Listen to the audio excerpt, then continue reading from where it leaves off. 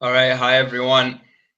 I was going to talk about how old the world is, and it's obvious that we have a contradiction between science and the Torah, where we know that the Torah is 5,777 years old, according to the Torah. That's how old our universe is. And according to what I found in Google, I found that the Big Bang approximately happened 13.8 billion years ago. So we got to understand how to reconcile this problem because we know that Torah is the absolute truth, and and we know that carbon dating is also real. So how do we reconcile the problem, the apparent contradiction between the Torah and science? So we could play around with this. If we look at the Midrash Rabbah 3:7, it gives two. It gives two rabbis who said things. Rabbi Yehuda ben Shimon said that in the Torah, whenever it says where God created something, it says, and there was evening, not let there be evening. What does that imply? That implied that the things that God created was already there. He was just changing them around, making new worlds. And that's what Rabbi Avahu says right afterwards. He says that God was creating and destroying worlds, and you can see that it's implied in the Torah. That gives us room to speculate that there were years, there were days before the world that we know today.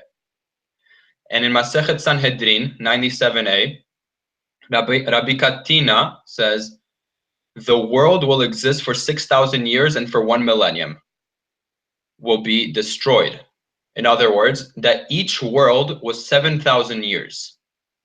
And we know that this world is going to be 7,000 years, and there were previous worlds that were also 7,000 years.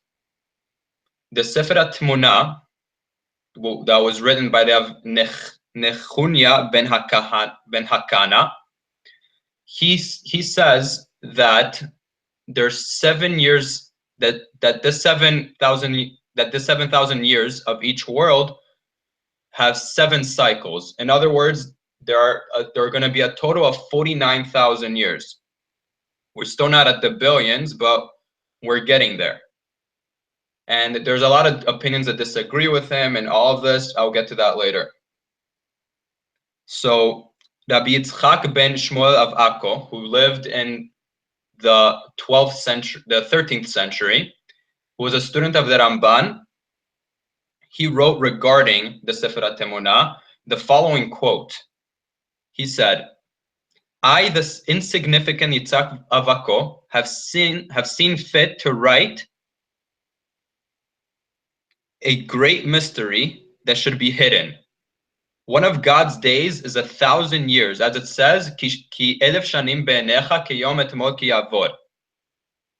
That 1,000 years in your eyes, in God's eyes, is like one fleeting yesterday. Meaning that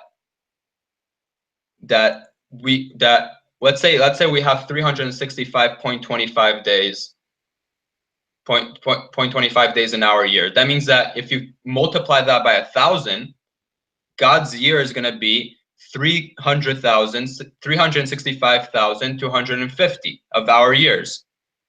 All right. So with that being said, Rabbi Aryeh Kaplan, who lived in the 20th century from 1934 to 1983, he tries to synthesize an idea that we could use, that we know that according to Rabbi Yitzchak ben Shmuel of Akko, that we are in the 6th world. So that means that we have 42,000 years of God's years before our current world. So what would that mean? We have 42,000 multiplied by 365,250, which if I take my calculator here, 42,000 multiplied by 365,250 equals to approximately 15 billion.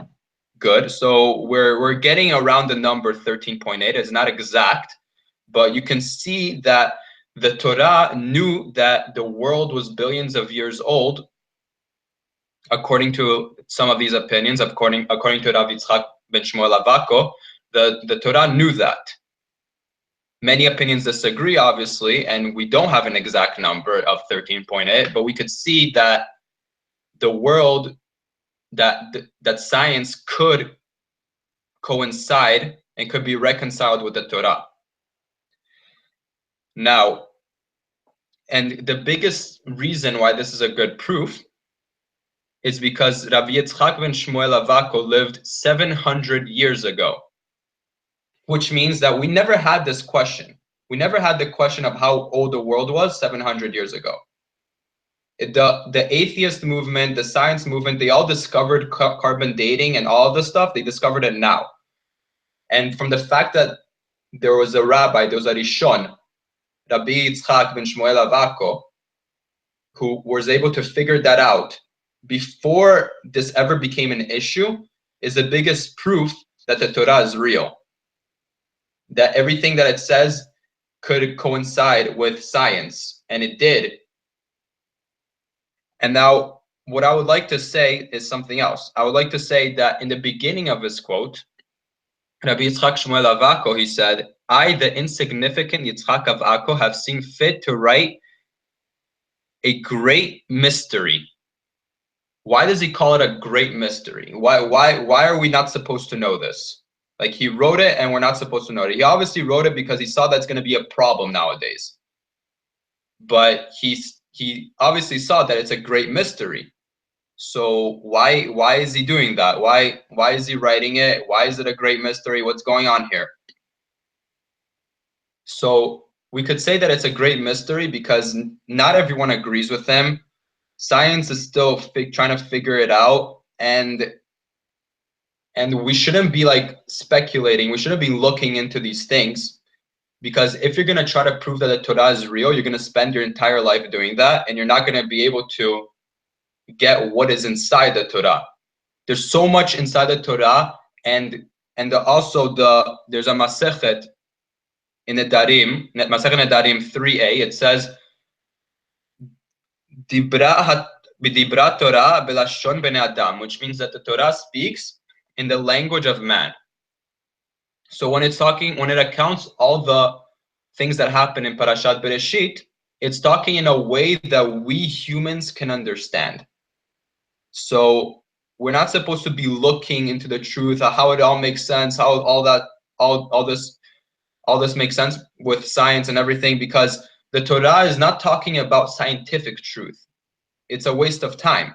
The Torah is talking about moral truth, like what we should be doing, how we should behave, derech eretz, all of these stuff. We obviously have to have our little weapons when people are going to attack us, that the Torah is real, but we shouldn't be spending too much time in it. And it's good to have this weapon because we see Rabbi 700 years ago struggled with the same problem, which didn't even exist, and he found out a way that that the Torah and science could coincide together. That's the moral of what we have to learn, is that we shouldn't be wasting our times trying to figure out exactly how everything to the dot has to make sense. However, we have to have our weapons. We have to understand that the Torah is true, and whenever someone attacks us, we have to have our weapons. And the Torah is the moral truth, and that's the most important thing. Not how it makes sense scientifically, but how it makes sense morally, and how we could change our lives with it. Everyone learn a little bit. If anyone has questions, let me know. Goodbye, guys. Have a good night.